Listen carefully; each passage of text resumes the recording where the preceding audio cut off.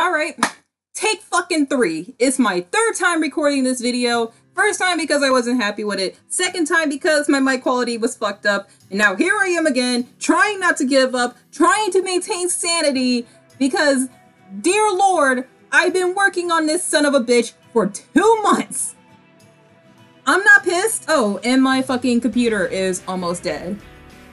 That's amazing. Let's do this, bitch. So, 2 years ago, I made this video on a webcomic called Melvina's Therapy that I did for a series of reviews for Halloween. And that video sucks, and I hate it, but I really loved Melvina's Therapy back then, and I still love it now. I've been trying to return to the series ever since season 2 ended, and over a month ago, season 3, the conclusion, ended the webcomic. By the way, everything is crooked. I'm sorry, I can't do anything to fix that, but I know that the quality of this video sucks more than usual because the camera's crooked.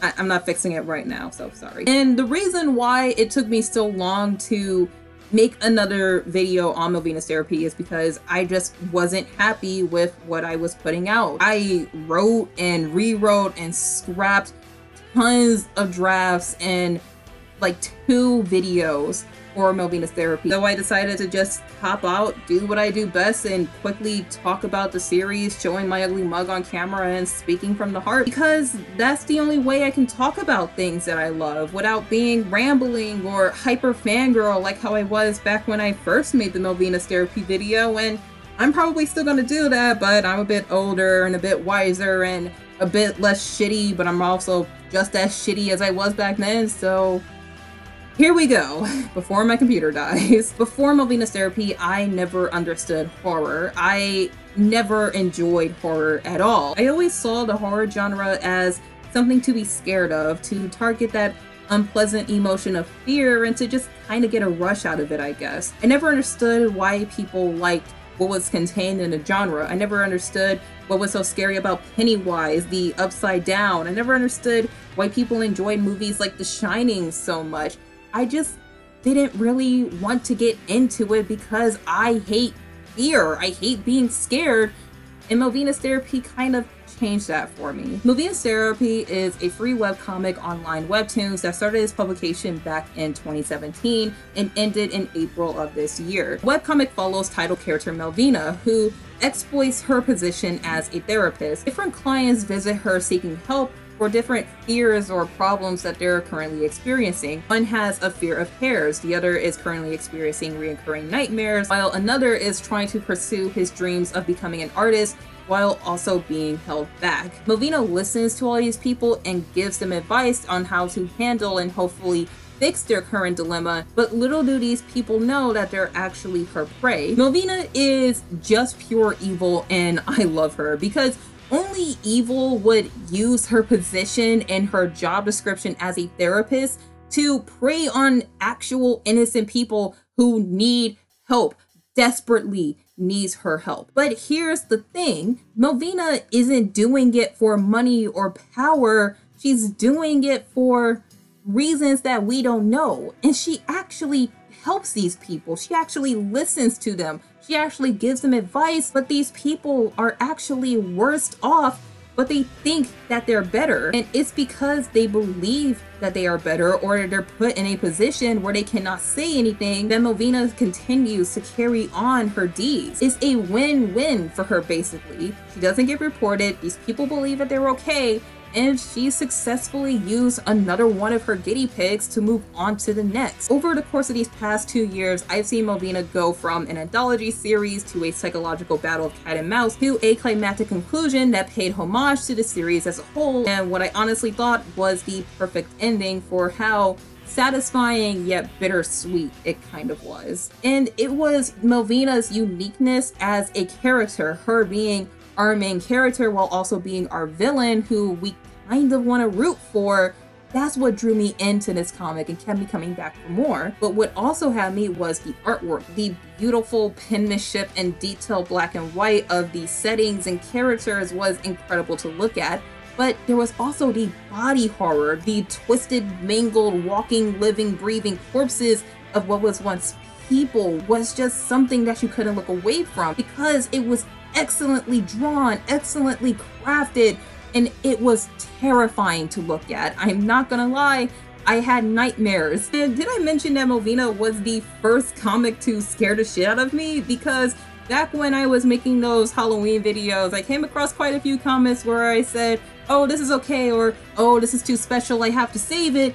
But Melvina was just kind of that perfect middle that I was looking for. That was really scary, really entertaining, and just kind of perfect to me. Because I realized that this was more than just the horror comic or story that I usually expected from this genre. I realized that this was a comic about the horrors of poor mental health. Not only that, but I realized that this was the artistic expression of the comic's creator, A. Rosin, who put his hopes and dreams and fears and anxiety into this project, this labor of love, and proudly presented it to the world to say, hey, you're not alone, and you can do it too. Melvina was a wake-up call to me. It was a gateway. It gave me quite a few things. The first thing that it gave me was an introduction, a proper hello to the horror genre, and an understanding to it, because I now see that horror isn't just something to be scared of or to scare you. I now understand that horror is made to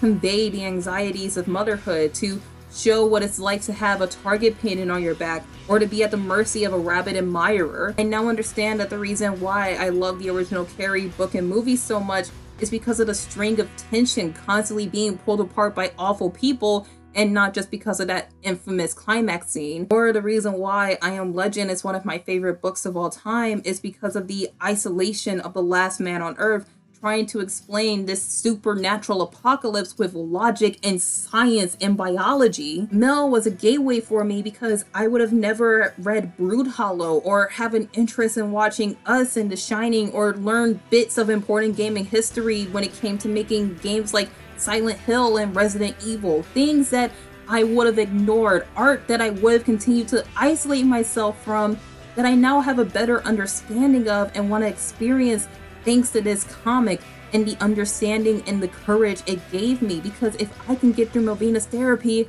I can get through goddamn Resident Evil 2. Actually, no, fuck off. I'm not playing Resident Evil 2. You got me fucked up. And yes, I am very well aware that not a lot of people is going to love Mel as much as I do. You can call it baby's first horror, you can call it lackluster, you can call it whatever you want, because hey man, that's your opinion that you're entitled to. I don't care. But to me, this comic gave me something very important. It gave me memories. It gave me a friend. It gave me a lot of fun theorizing and staying up at night and being scared and also going, oh hey, is that a Silent Hill reference, an Ito reference? I understand that Stephen King reference.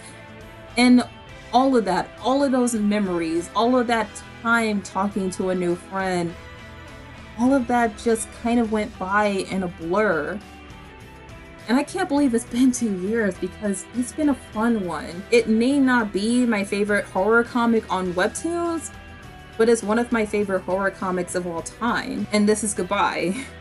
This is my goodbye to Melvina's therapy. It's been a lot of fun, and I appreciate it. But to Rosin, if you're watching this, this is good luck. Because what you made was, I don't know, I don't have the words, but what you made was, for lack of a better word, special. And you should be incredibly proud of yourself. And I can't wait for the next project because I know it's going to be great. And I hope that Webtoons funds it. And even without their funding, who cares? Because I know you're going to make it. And I know that I'm going to be there along with many other people. So that's it. This is my goodbye. I want to give it a 10 out of 10. I think I'm going to give it a 10 out of 10. Even if a lot of people think that it's not deserving of it, to me, this is a 10 out of 10 comic. Because I love it. And I know that other people are going to love it too. So, goodbye Melvina's therapy. 10 out of 10. Till then, I'll see you whenever I make the next one. But my name is Ari. Happy reading, I guess? I don't know. It's still very awkward to do outros. Okay, you know what? Bye.